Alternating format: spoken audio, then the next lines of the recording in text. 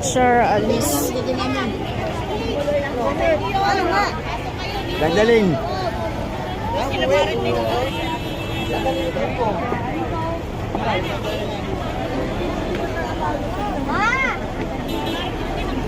Lemon! Lemon! Lemon! Wala yung naibibigay ngayon. Ang kulit ng amplikano yun. Ipapakita pala. Ayun pala yung pakita sa kanya. Attendance lang natin sa survey. Hindi dito mo gagawin. Hindi ko may ulit pa. Ano Marlon? Tangan na nakakain ng tataw.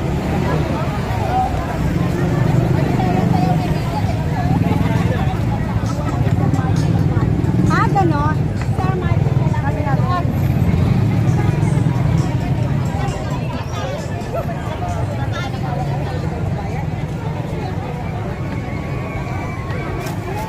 Ate!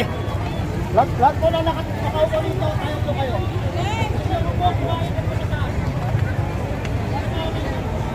Uy.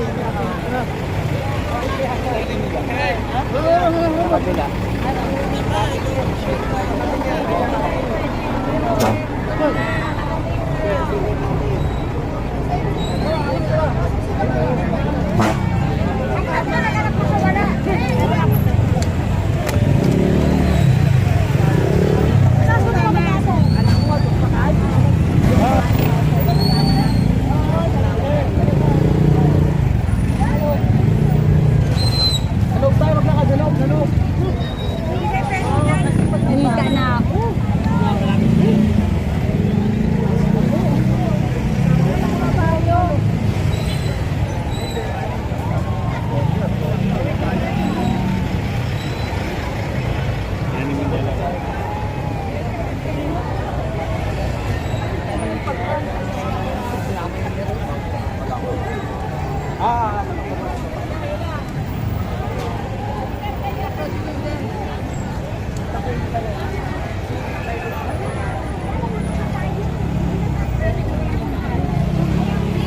Grabe so mga kapulisan natin, no? Antibay din, no? Kanina pa yan sila din nakatayo dito, no? So, ganun sila, no? Grabe kung magpatupad ng batas dito para maging safe nga po itong rally. 10 or 11. Sino ba ang sinasundan natin ganun ah?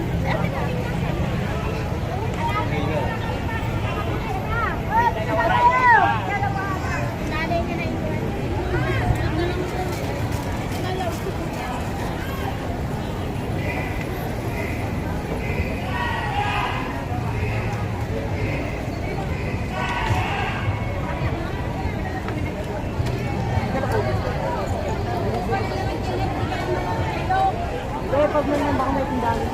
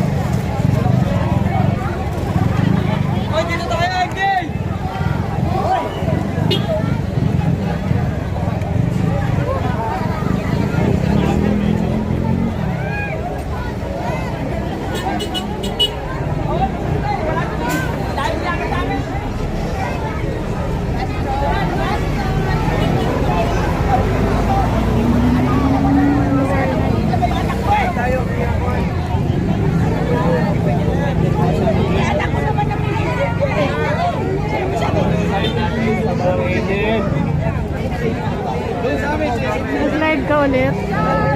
Bumaba ka na! Boy, Chef Sara, bumaba ka na! Bakit? Ikaw lang nagbigay ng gulo! Oh, di ba? First time mangyari, first time Di ba? mangyari. Totoo. Pinakasaysayan ng Ano Republic natin of the sinisigaw niyo po? Philippines. The only one, Vice President Sara. Eh daw, eh. Eh, Eh. Sana ka bumaba, sakit ka bumaba. Wala ka signal doon.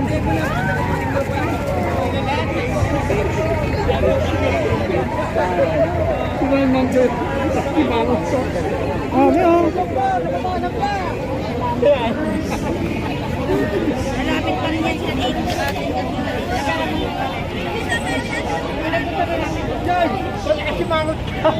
Init!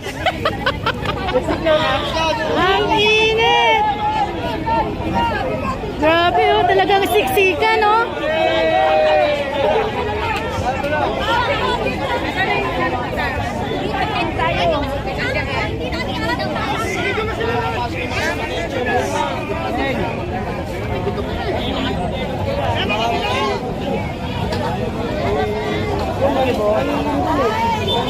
Oo, grabe, wala na. Wala na nanonood sa akin, nasa iyo na. Nag-record na lang. ginit. Tayo. Oo, malamig na daw.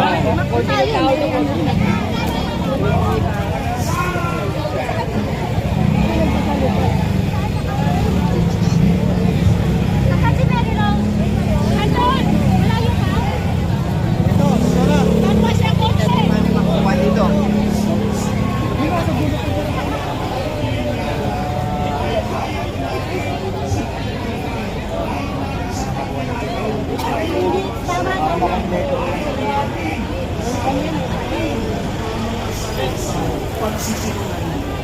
Sundin po ang ating paninindigan at nawa magkaisa na tayo para sa impeachment ni Sara Duterte. Nanawagan tayo sa ating Kongreso na bunyag na ang katotohanan sa Quadcom. Alam na natin ang katotohanan, aktuhan na ninyo. Gampanan na ninyo ang inyong responsibilidad para ma-impeach si Sara Duterte. Ito ang tama, ito yung makakabuti para sa sambayanang Pilipino. Maraming po salamat. Una.